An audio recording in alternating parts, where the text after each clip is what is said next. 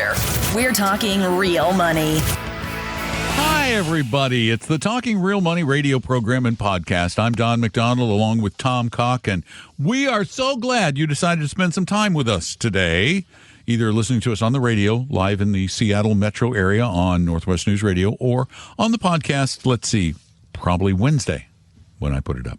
Yeah. Thank you. So we're glad you're here. So give us a call. We like that even better. When you call us with your questions or your comments about money matters of any kind at 855-935-TALK, 855-935-8255. So easy. We're going to go back. Let's go back in time a little bit, shall we? I want to take you back to a simpler time, a time when you could be rewarded for investing your money, saving your money at your bank with a whopping 0.01% per year. That wasn't that long ago. Days? That's like 3 years ago. Yeah. Remember those days maybe? when you made nothing on your money and then suddenly the sun rose from behind the cloud and we were getting 5% returns on savings accounts and CDs and the world was happy. Investors it was good. And it was good. All was good. Yes, there we go. Now, those rates are slipping. Okay, but thank you. It's a great lead-in. It's a great Was that a good one? Okay, it is a very good hard one. on that one. No, it really is. I'll tell you why. Because this drives me absolutely insane when I read stuff like this. It literally, You're easily driven insane. Off, but this really does because, yes, you are getting 5%, which boy, just feel warm all over, risk free, right? I get my money back. I get I'm making all this money now. It feels so good. And today I can only get 4.5% in those same things, and that appears to be going down. I've been shafted. But you're forgetting one part of the 5%. You're getting 5%, but meanwhile, that thing that starts with an I called inflation, the rising price of bread, cereal, gas, housing, was going up at what? I mean, do you remember when inflation was bad a couple of years ago? You remember what the rate was? If you go back and look at the official rate. Was it 9? CPI. It was 7.5. Okay, it was lower than I thought. Okay, so, but this is not high-end economics. Prices are going up 7.5. You are getting a guaranteed 5. Is that working out to your favor? No, I think that is putting you in the hole by, somewhere around 2.5% a year.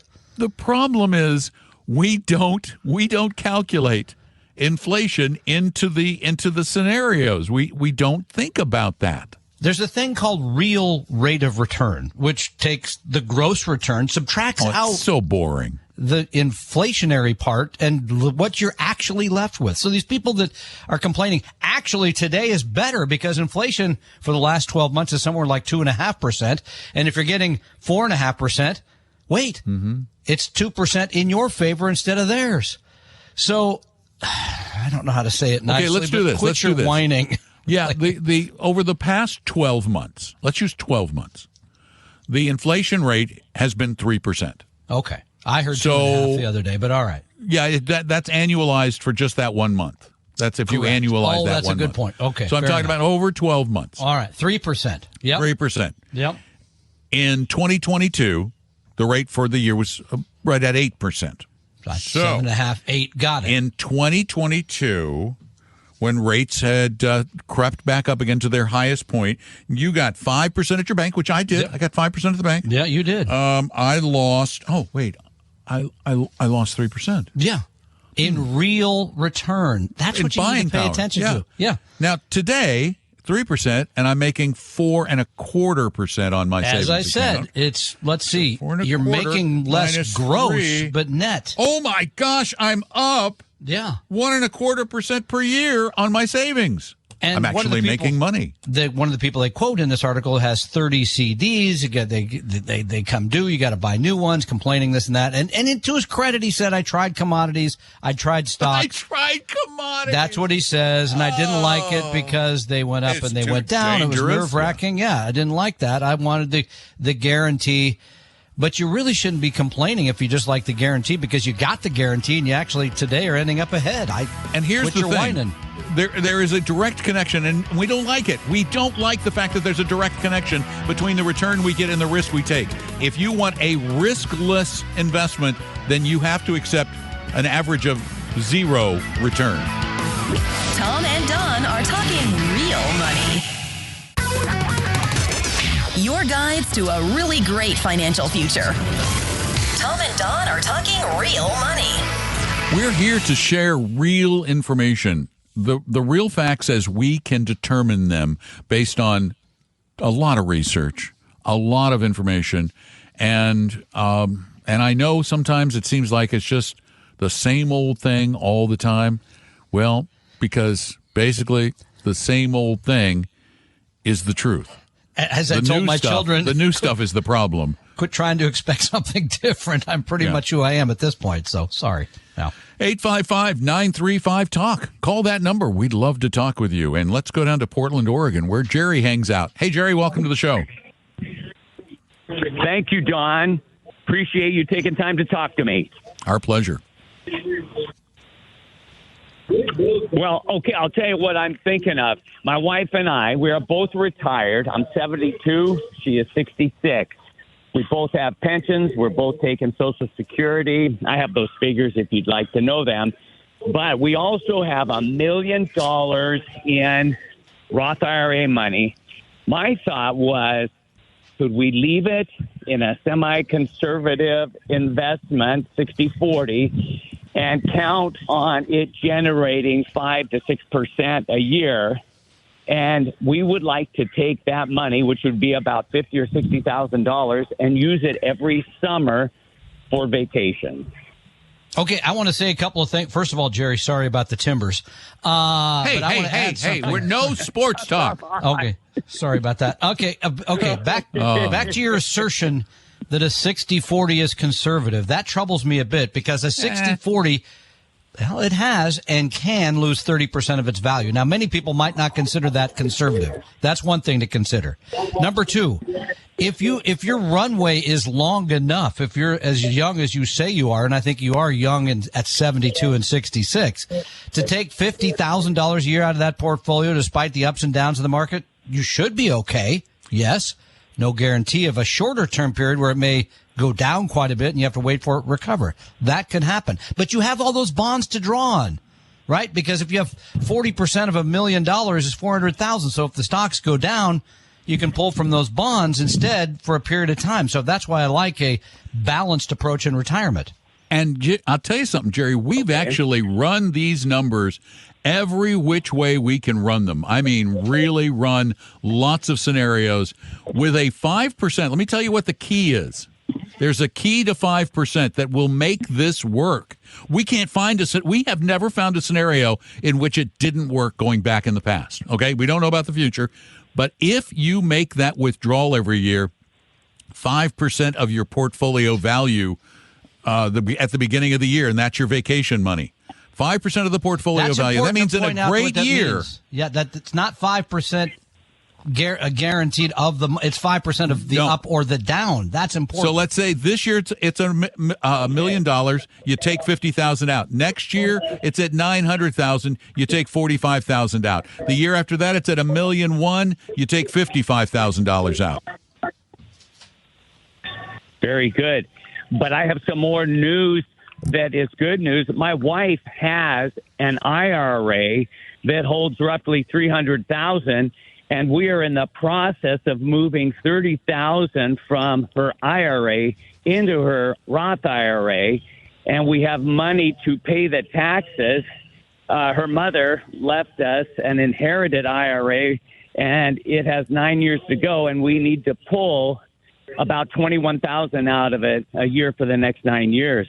I'm thinking if we convert my wife's $30,000 IRA to Roth IRA, it'll boost that Roth IRA. And on top of that, we can pay the taxes on that conversion out of the inherited IRA. And not only that, but pay the taxes on that inherited IRA as well. So we have potential to see the Roth IRA continue to grow.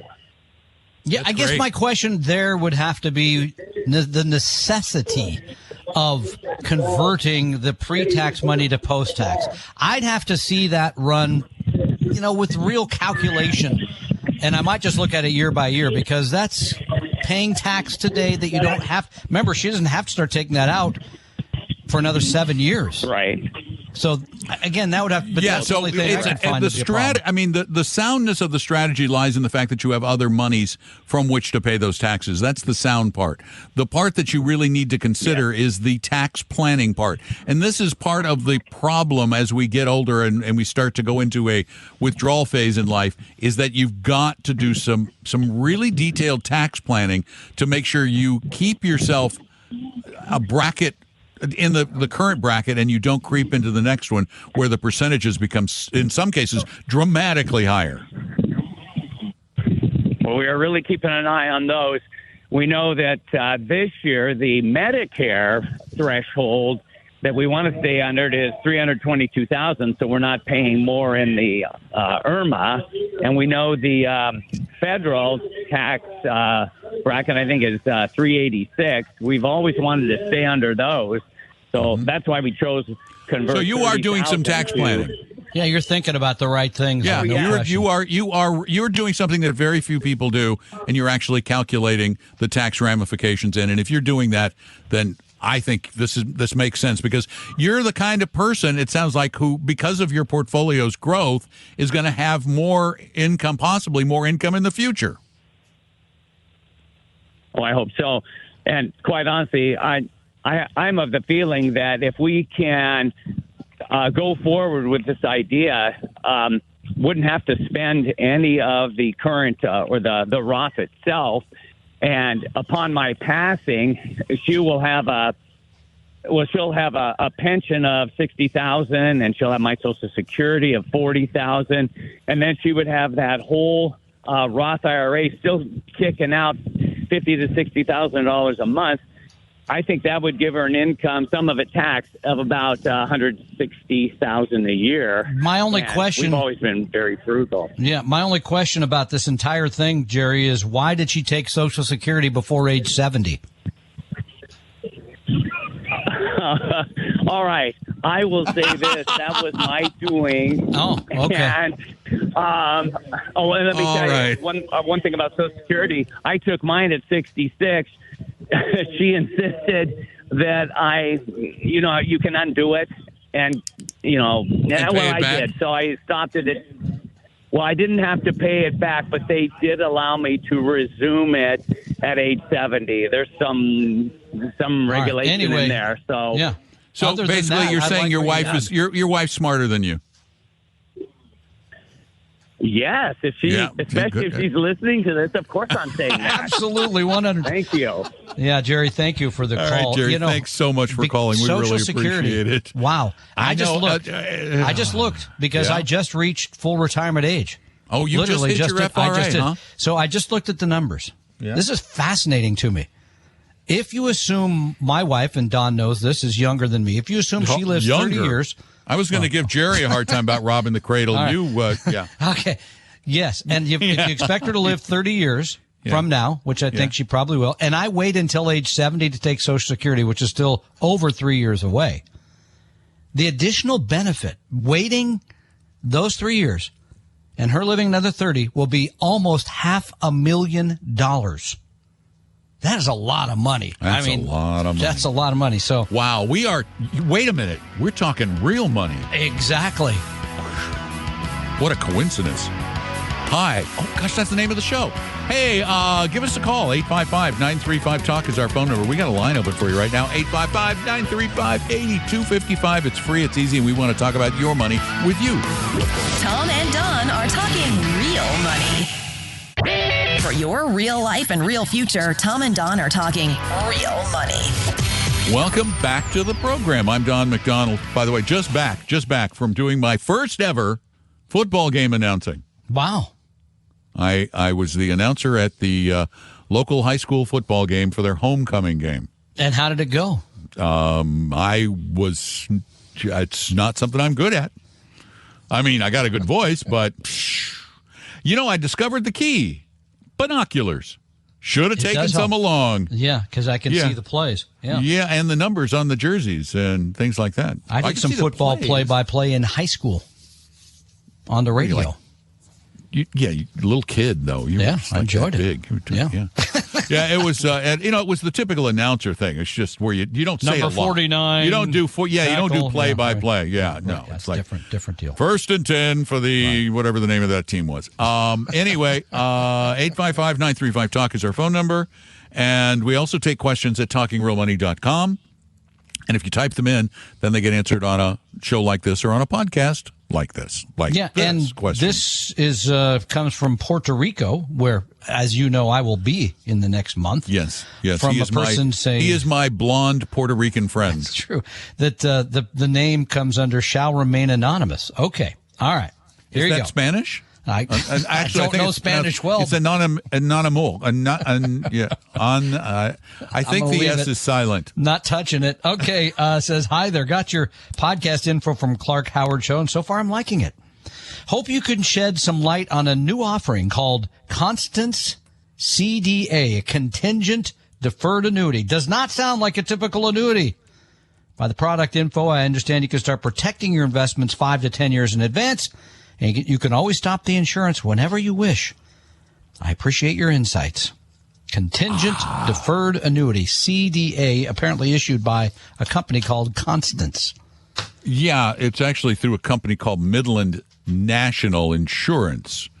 And then it's, the annuity is a I don't know why they call it Constance. I have no idea why they call it Constance. That was the woman who started it or something. And I guess the thing is I never heard of it. And so I'm looking it up right now. Well, while you're doing that, I will tell another annuity story I heard this week because it's outrageous. I think I told you this. So somebody called me, they're a federal employee getting ready to retire. And guess what? A insurance sales rep came in, talked to this group about their retirement benefits, and then said at the end of it, you don't want to keep your money in the TSP because there's a much safer thing to do with your TSP money, to take it out, and he had it all in the G fund, which is all bonds, and put it into a equity index annuity because that is, and I'm quoting now, the G fund on steroids, which is a completely outrageous statement.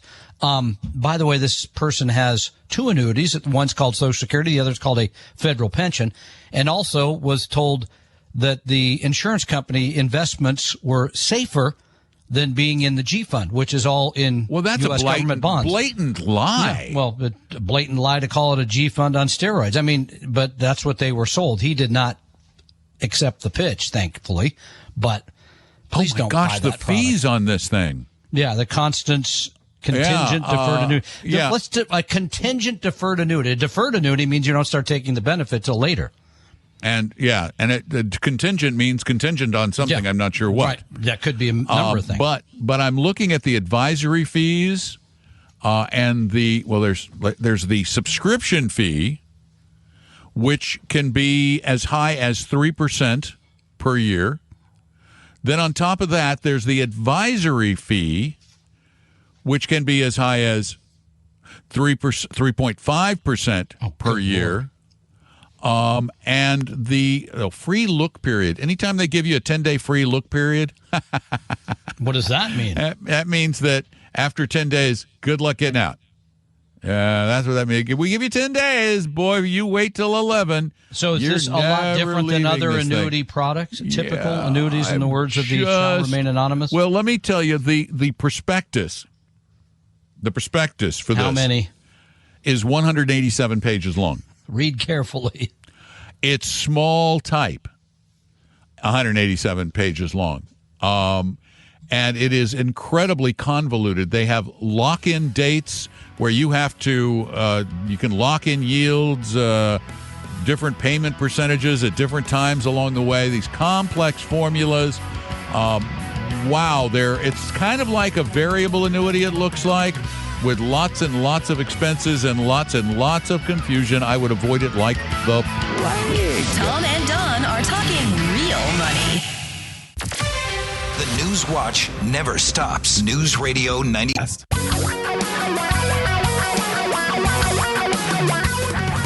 Reality radio for a really great great future.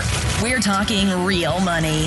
Oh, I finally found some human language version of this constant CDA as opposed to the 180-plus page prospectus. Oh. This is the press release. This Constance is just a take on the name Constant. I kind of had a sense What that it meant this like, is, steady. it is an annuity that you wrap around your investment portfolio. So you pay fees for this, and it gives you an income stream in retirement if your portfolio doesn't do well. It's like an annuity hedge. A very complicated, convoluted annuity hedge with some pretty high costs to hedging because, of course, if they're going to hedge and give you a guarantee of something, they have to make a profit. They have to pretty much know they're going to make a profit. They're not going to give you anything for free. They're going to make money. And I don't trust insurance companies to look out for the best interests of clients. I trust them to look out for the best interests of the insurance company. Well, and we've seen it over and over where people have gotten in these products and found out they do not perform them in the manner that was promised. So I think thank you for that, Don. I got to add one other quick update here because I think Jerry said something on when he was on, and I know we got to move on here, but about taking Social Security and then stopping it and not having to give the money back and then restarting it later. I've never heard of that because somebody just texted me, and thank you for that. We kind of let it go. My take is, well, if that's you why take I said pay it back. You take it and then decide, no, I don't want it. You only have a year to do that. And then you got to give the money back. Pay it back. Yep. And then you could start it later. But I've never heard of anybody not having to give the money, return the money. But I maybe I'm wrong. There's a lot of codicils in Social Security I'm unaware of. So. I am looking at the Social Security website. You can change your mind within that 12 months. Yep. But you have to give it back. That's what it says. So, Jerry, give us a call. We'll take the money and we'll give it to the government. Don't worry. Just send it on along. I don't know. Maybe some weird new loophole. I don't know. 855-935-TALK is our phone number. And Dave in Olympia, you're up next. Welcome to the show. Hey, thanks. Let me so you're not getting feedback. Can you hear me okay? Yep, we're good. Thank you. Hey, I retired. I'm 58. I've got a good government pension, and I just inherited some money from my parents, about $350,000. And at my age and the fact that I'm retired, I really kind of right now I have it in CDs because I really don't want to take any risks. But given my situation, I just kind of want to know: can I be a little bit riskier, or should I just kind of sit on CDs for a while? Dave, have you ever heard of Bitcoin? Because we could get you right in there, solid at the ground floor, and go straight up. Here's the deal. People are asking for serious answers. Oh, pardon me. Okay. To their serious questions. Have you ever heard of NVIDIA? We can get you in solid right at the peak here. And no, I guess that's the same. Would you answer the poor man's question? The poor man question is, okay, thank you. It's great that you're retired at 58. I think that's wonderful. It's great that you have the income you apparently need to support yourself. I think that's fantastic. So my question always is, I came into $350,000. I don't like volatility, which is apparently what I'm hearing from you. Why would you take the risk? Should you take the risk at 58? Sure. Should you have something that's going to gain a little bit rather than sort of lose to inflation? Yeah, but I don't know you well enough to tell you to go do that. Okay, this is why you need to determine your risk profile. This is the key phrase. It is not risk tolerance. It is risk profile. You have to sit down and do some planning. Planning is, how much money do you need? If you don't need much, then you don't need to take more risk. But if you need more than a safe portfolio will provide, then you have to ratchet up the risk. Now, you can ratchet up the risk just because you feel like you want to make more money, because you want maybe the potential for better vacations, but you better, as part of that risk profile, now know what your risk tolerance score is. Okay, how you can much go take downside. That. Yeah, we get free risk quiz at talkingrealmoney.com. That might be a starting place. That's a good starting place. And then maybe it's after that you say, well, okay, then I'll put 30% of it in stocks and the rest in CDs or bonds or something, so I get a little growth. But We do not try to turn Republicans into Democrats. It's just I've tried it before, and that's a bad joke. No politics. I know that's a bad. We don't try to change people who you are at the core, because what happens is market goes down. You say we were wrong, and you get out at the wrong time. That's the problem. Thanks for the call. 855-935-TALK is our phone number, 855-935-8255. It's your money, and it's a big part of your life. Tom and Don are talking real money. Your guides to a really great financial future. Tom and Don are talking real money. I forgot to turn my mic on. It's the first time in your career you didn't say something. I thought, what happened? His lips are moving, but nothing's coming out of his mouth. Waiting for that moment, but I hope this isn't it. We had a call, but she dropped. Okay. I was just ready to go right to her. I'd even done my research on the call. On her call. Well, let's do it anyway. You want me to pretend? No, I don't know what her actual question was. It just was about the Seattle Foundation.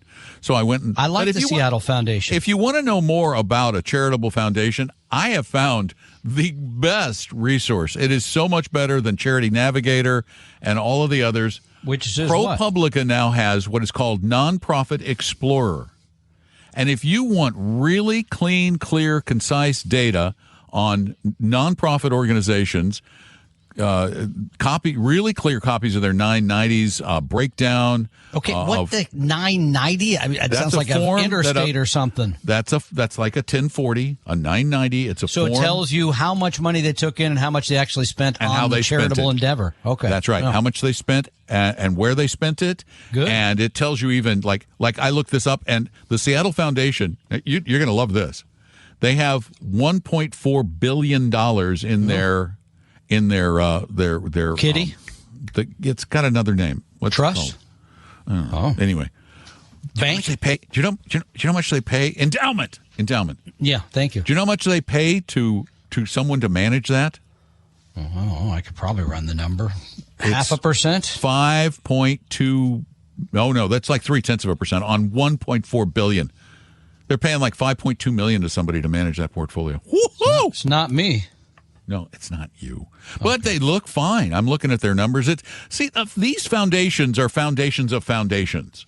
They are sort of in many cases, umbrella. They're an incubator. They're an umbrella under which a lot of other smaller charities operate. Okay, look up the Gates Foundation. How much do they have? Well, that's a really good question. Well, and I know it's changed with Mrs. Gates, running things more than Bill, I think. Please don't call and tell me I'm wrong about that, but I believe she has greater control over what's going on there than he does. It's called the Bill and Melinda Gates Foundation. Yeah, I believe Melinda's taken a bigger role since her dissolution from Bill. Oh, Bill and Melinda Gates Foundation. Okay, Here we go. I got it. I got their filings. I'm bringing it up. Their total assets are $68.9 billion. That's got to be among the bigger or biggest, maybe? It's big. That's big. That's a lot of money. That's big. And I'm pulling up their 990 right now. Wow. Their total expenses in 2022 were like $7 billion. Wow. That's not the money they gave away. That's what they No. That's the money. Yeah, that's the money they gave away. Okay. Yeah, and let's see. What do they pay for investment management, I wonder? Did interview the CEO of that once. Wow, long time ago, 15 years ago, 16 years ago. I'm not going to dig through it. Anyway, I just want to share that resource. Yeah. It is a wonderful resource. Before you give to a charity, check them out. It's called Nonprofit Explorer. Okay, but what sort of benchmarking would you look at then? Okay, I looked at it and... Well, what I do is one of the things I always look at is what they pay their people. And so do you want them to be paid a lot or a little? You want them to be paid less. You want more money to go to programs. Rule of thumb, I like to see 90+% going to programming. Okay, well, that's different than what they pay their people. No. But you're saying how much actually goes to the charity? If they're paying 20% of their revenue, but that could include rent and blah, blah, still, if they're paying 20% of their revenue, you're saying 20% non-payout is too high. That's getting too high. Okay. Because the whole idea is not to support the charity, but for the charity to be charitable. Right. And the more money they're giving. What's Gates' percentage? I'm looking for it. I'd be curious. I mean, I've never looked into these things. This is really off the cuff. And so thank you, whoever that call was. That was an interesting call. Because I've given money to lots of people. I've never really looked at this. I give it to historical stuff and aviation stuff because I have an interest in this. So let's see. They are dispersing. Here's the number. 97% to charity. Well, of course, they have a lot. So, yeah, okay. But that's still very good. But 97%. Wow. So that means they're a very efficient charity. Even though you'd have to say the CEO, this is one of the things that bothers me. I know they work hard and I know they have to compete for talent. Yep. But when a CEO of a charity is making $1.5 million, $1.6 million, just seem a little on the high side. Well, less than Bill made, probably. So. Oh, gosh, yes, lots less. Lots and lots. I don't think he takes I'm not saying from the charity either, by the way. He makes it from dividends and interest. I'm sure it's just dividends on Microsoft stuff. Doesn't have to worry about the occasional sale of a little stock. But anyway, great tool. Use it. Use this tool. I love this tool. It's my favorite. What's the website? The website is projects.propublica.org, or you can just look up Nonprofit Explorer. Okay. All right. Good. It's relatively new, and it's one of the very best. I use it all the time. We're moving into the giving season, right? Because we've got the holidays coming up because it's the end of the year, and many people say, I got to figure this into my taxes, so this is the time. Yeah. So anyway, I had done some homework, and I wanted to share that. And what are you giving me this holiday season, by the way, just so I can Same plan thing ahead. You got every other holiday season. My presence. I'll my wait. presence at a podcast. Okay. Congratulations. I'll be there for the podcast, Tom. All right. Feeling better all over. So good. I know you are. Oh, I wanted to just hold on. Let me go back to the Seattle Foundation. I just wanted to look at their. Yeah, see, here's the thing. They spend, it looks like, where is it? I'm not seeing it. It looks like about 85%. So they have a lot of other expenses. Anyway, something like that. Well, they're small. Anyway, I mean, 97, there's a relativity there that makes sense. So I know my wife's charity pretty much spends gives up like 100% because she gets nothing. Yeah, well, the one that, as you know, that I'm personally involved is the same charity. thing. Yeah, you get nothing on yours. Nothing at all. But hey, your charity is probably here. You guys no, because I go through the Monroe Public Schools charity. Technically, I don't have my own. Oh, so you're under a foundation like this? Yeah. Mm-hmm. Okay. So you don't have your own 501c3? No. I thought about all that, and I thought, I don't have time to mess around. It's a lot of work. I don't want to take the money in. I'd rather have somebody else do that. And I go ask people for money. So you're the solicitor. There's no mystery here. This is my son's. I lost his son. Tom's son 17 years ago. Died in a terrible accident. Many years ago on a road that Washington still refuses to fix. Horrible. Yeah. What is that, 2? US 2. Yeah. It's US awful. 2?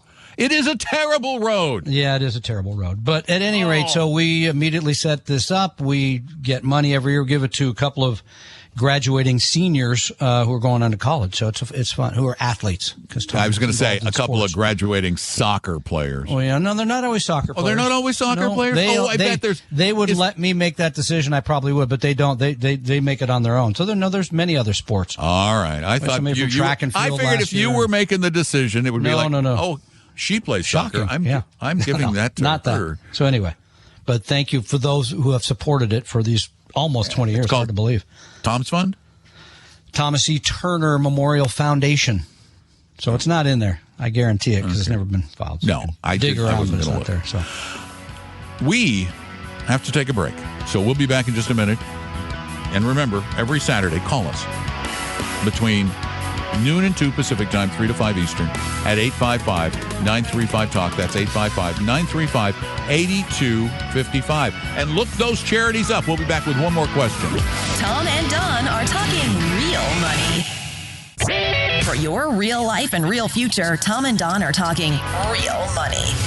All right, and we do have questions that come in from TalkingRealMoney.com. And before we go, we've got one more of those. Tony from Pittsburgh, Tennessee, 55-year-old married investor, wondering if AVGE That's the Avantis Global Equity Fund. Would be a good one-stop fund for our Roth IRAs and brokerage accounts.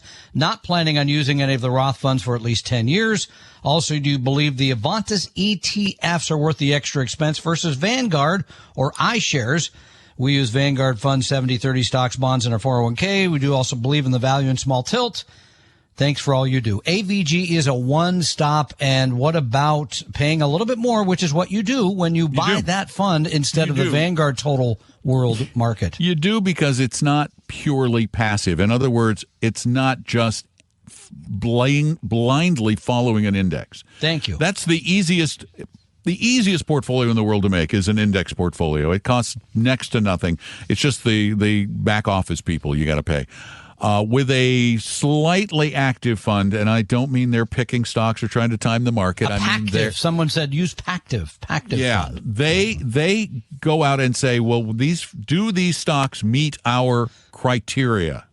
They have a formula. They must fit within the little boxes. If they don't fit in the boxes, they don't get in the portfolio. That requires a little more work, so the expenses are a little bit higher, but they're still so low. They're way below what the mutual funds of this type used to be because of the ETF format, which Avantis, that's all they do is ETFs. Yep. They started a few years ago. And is AVGE appropriate? Yeah. Yeah, I think it is. Yeah, As long as you have the proper risk tolerance. That's going to be a lot of ups and downs. You could use DFAW as well, which is Dimensional Fund's similar global equity fund. Either one, I think, would be very fine. And similar expenses. Yeah, similar. Between the okay, DFA. but we're talking about like 0.25 or 6 versus the Vanguard Total World 0.1. So it's still relatively low. Yeah, it's more than what you'd pay for the Vanguard fund, but pretty doggone cheap. Funds are the right funds today. Really inexpensive, especially compared to even 10 years ago. Yeah, the expenses on AVGE are 0.23. Oh, I was good. You were really good. I'm very impressed. And let me look at DFAW in the very, very, very long response time that Morningstar has these days. Oh, I thought DFA would be cheaper. No, 0.25. 0.02% more expensive. And still very reasonable for what you're getting. You're getting a global basket of stocks tilted to small and to value. Really good stuff. Thanks for being a part of this. Check out all we do at TalkingRealMoney.com. You can even ask questions right there. Oh, I'm a minute early. Come back. Okay. I was already. No, we don't want to go out the door into the rain. No, Tom literally was like gone. He was putting laundry in. He was putting laundry in the dryer. I already started. Is there laundry in the dryer right now? Go ahead and restart that. I had to stop it. So now I can. Anyway, if you want to ask us questions other than by calling us at 855-935-TALK, you can ask them by going to TalkingRealMoney.com. Don't get. Okay, really. My wife. Who are you yelling at? She thought She wants to make sure I restarted the dryer, so it's going. It's going now. Yeah. It's going now. Okay. Or you can ask questions at TalkingRealMoney.com on the contact form. You can either speak them, and then those get answered on the Friday podcast, or you can type them up. That's not a shoe. That sounds like somebody's keys. No, that's just a snap. Okay. All right. Anyway, go to TalkingRealMoney.com, click on that contact form, and ask us your questions, okay? The opinions and views expressed on this podcast were current on the date recorded. Opinions, estimates, forecasts, and statements of financial market trends that are based on current market conditions constitute our judgment and are subject to change without notice, including any forward-looking estimates or statements which are based on certain expectations and assumptions. Although information and opinions given have been obtained from or based on sources believed to be reliable, no warranty or representation is made as to their correctness, completeness, or accuracy. Information presented on the podcast is not personalized investment advice from Appella Wealth. The views and strategies described may not be suitable for everyone. This podcast does not identify all the risks, direct or indirect, or other considerations which might be material to you when entering any financial transaction. Past performance does not guarantee future results, and profitable results cannot be guaranteed. We hope you realize that the information provided on Talking Real Money is for informational, educational, and hopefully enjoyable purposes only. The podcast is not trying to get you to buy or sell any financial products or securities. Instead, the program is provided as a public service by Appella Wealth, a fee-only registered investment advisor. Please see Appella Wealth's ADV Part 2A on our website for information regarding Appella's fees and services. Appella Capital, LLC, DBA Appella Wealth, is an investment advisory firm registered with the Securities and Exchange Commission. The firm only transacts business in the states where it is properly registered or excluded or exempt from registration requirements. Registration with the SEC or any state securities authority does not imply a certain level of skill or training. Appella does not provide tax or legal advice, and nothing either stated or implied here should be inferred as providing such advice. Thanks for listening, and please visit TalkingRealMoney.com for more information and important disclosure related to performance of any specific index or fund quoted in this podcast. And the lawyers get richer.